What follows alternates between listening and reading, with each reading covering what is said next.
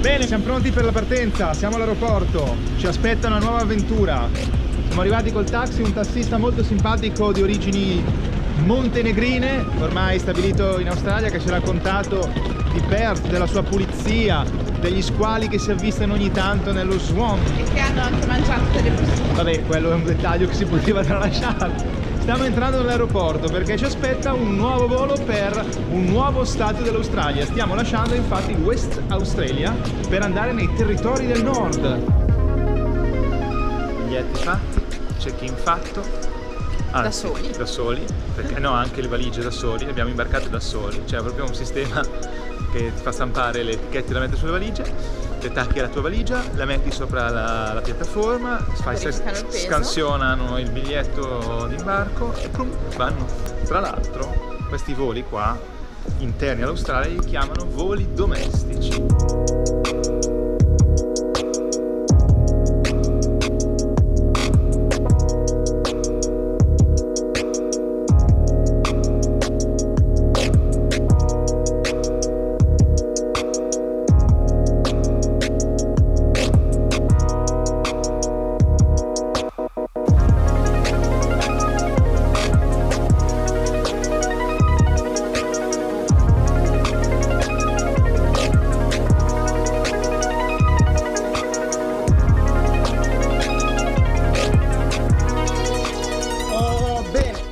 Pronti per partire. Ma mi ha rubato. Ma perché mi hai fregato il volante? Ah già, che qui la guidi a destra. No, allora dobbiamo fare. Rifacciamo.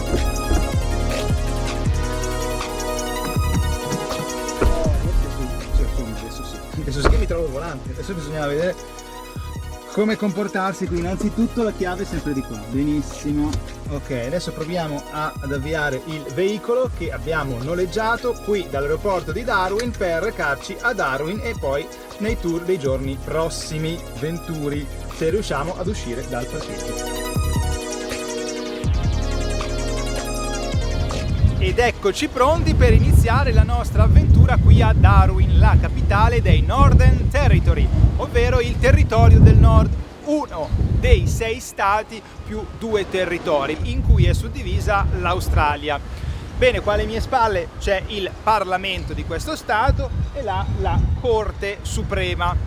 Darwin è l'unica capitale australiana tropicale. Qui infatti siamo in un clima subtropicale con 2 stagioni, una secca e una umida. Noi siamo nella stagione secca, mentre a novembre inizierà la stagione umida delle piogge. Fa caldo, ci sono 32 gradi.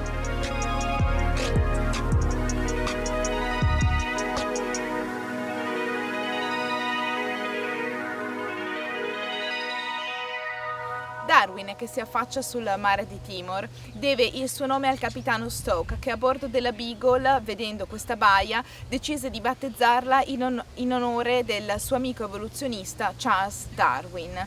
Il nome della città fu ufficializzato Darwin nel 1911, mentre prima si chiamava Palmerston, che è rimasto attualmente come nome di un quartiere della città.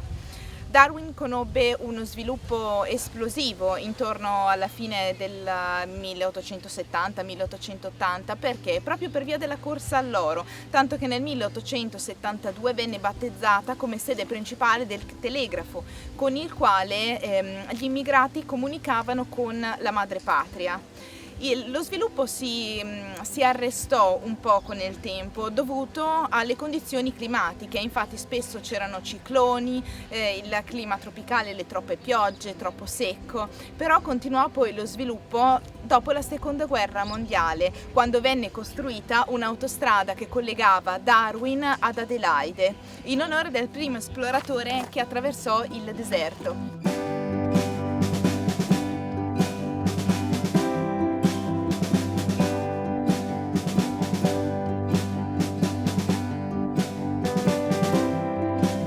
Darwin inoltre fu anche l'unica città ad essere bombardata durante la seconda guerra mondiale dalle truppe nipponiche, infatti questa era la base per gli alleati. Morirono sì circa 400 persone, ma la città non venne distrutta. Purtroppo però la città dovette subire la furia distruttrice del ciclone Tracy nel 1974, e questo sì che purtroppo la distrusse quasi completamente. E abbiamo una testimonianza, il vecchio municipio che rimane così dalla furia distruttrice. Poi la città, grazie alla tenacia e alla resilienza dei darwiniani stessi, venne ricostruita seguendo questa volta dei rigidi schemi edilizi. Notate quel palazzo lassù sul poggio? Quello è il palazzo del governo e tra l'altro è l'edificio più antico di Darwin. È dell'800, però è quello più antico e che ha resistito ai bombardamenti e al ciclone.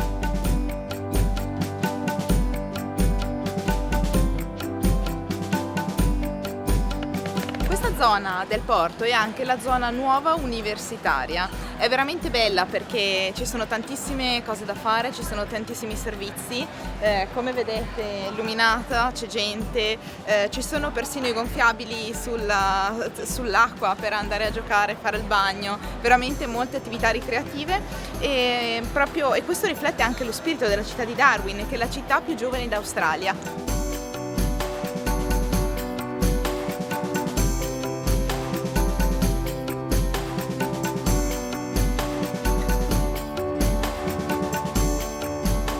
Questo edificio in arenaria era l'antica stazione della polizia e il palazzo di giustizia, anch'esso compromesso dall'uragano Tracy, ma ristrutturato. Ora ospita degli uffici amministrativi. È del 1884.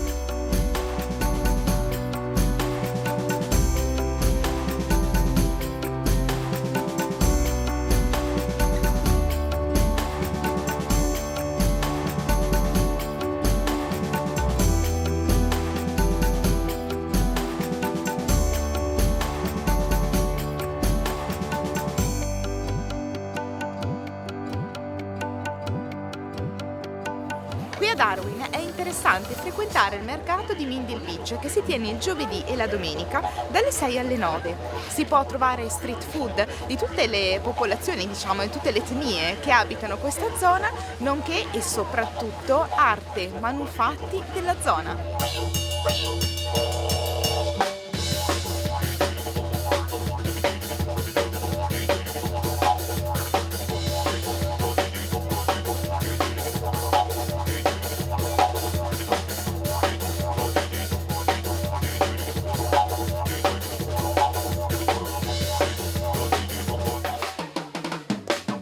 Anche a Darwin si mangia e anche noi mangiamo perché siamo umani.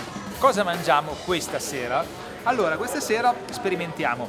Qui c'è un classico, diciamo, seafood, quindi pescato, un po' fritto, un po' pesce, insomma. Io invece sto provando il piatto del territorio, ovvero carne di canguro, di coccodrillo e di bovino. E con questo vi salutiamo. Al prossimo video, sempre qui dei territori del nord. Continuate a seguirci in questa avventura australiana davvero incredibile che ogni giorno ci sorprende con natura, con storie e anche adesso ci sorprenderà con cibi. Bel mi piace, condividete, commentate, scriveteci. Grazie, ciao!